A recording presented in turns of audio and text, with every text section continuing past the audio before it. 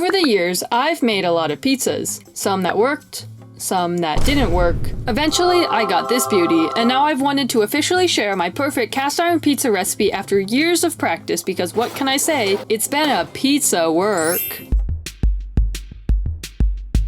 As a side note, this recipe makes 5 total pizzas and does not require a stand mixer, but I would highly recommend it. To start making my pizza, I'll first make the dough. I'll start by adding 800 grams of bread flour, 500 grams of water, 4.5 teaspoons of yeast, 2 teaspoons of salt, and 4 teaspoons of olive oil. This dough has a higher hydration at 62% despite the deep dish style. Then, I'll knead, or in my case dough hook, for 8 to 10 minutes or until it becomes a cohesive dough ball.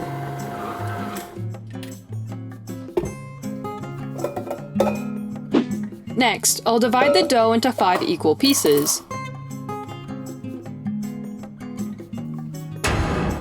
I'm able to divide these up pretty accurately because this isn't my first time doing this. Each of these were around 9.5 ounces.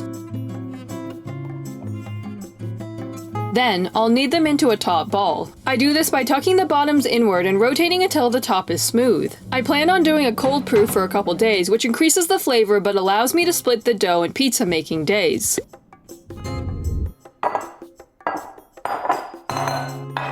Then, I'll grease a bunch of bowls for the dough's hibernation.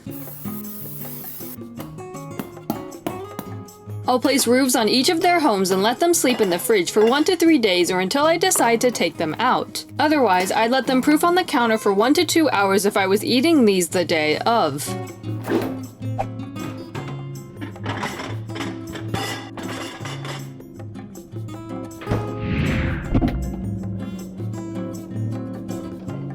Three days later, and dough nicely proofed, I'll get my pizza station ready. For the cheese, I like to use fresh mozzarella even though low moisture mozzarella is technically better. This is my special pizza sauce. I make it using a 28-ounce can of San Marzano tomatoes and some other special ingredients.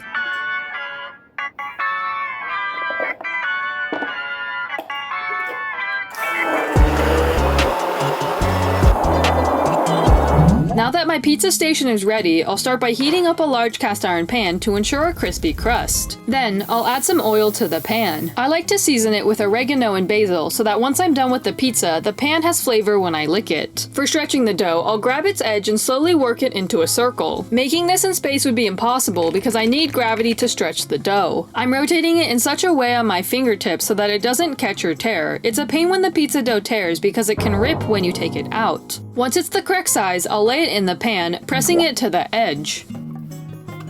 Then, I'll scoop the sauce onto the pizza and spread it out evenly.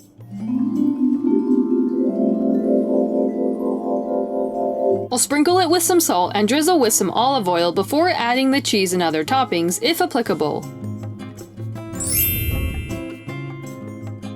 Once it's assembled, I'll place it in the hottest temperature my oven goes, in my case 500 degrees Fahrenheit, for 10 to 20 minutes or until leopard spots appear.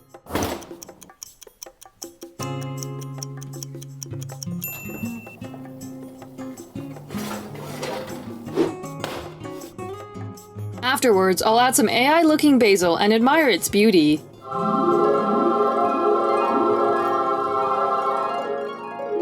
Then, I'll let it cool off on a drying rack while I make the other 4.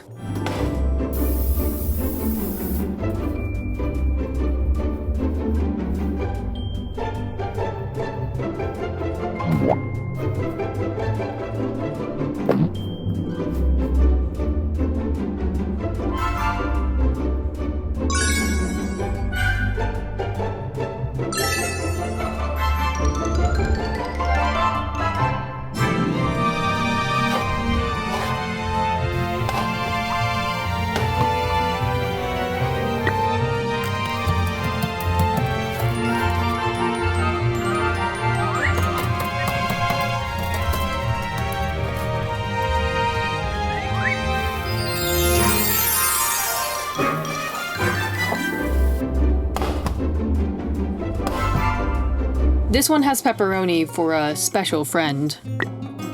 And there we go, 5 pizzas. I'll freeze the majority and eat the rest as leftovers for the upcoming week. Overall, I really like this pizza. It took a while to perfect, but I'm so happy I did because I've made it so many times and it's always been so tasty and I get lots of leftovers.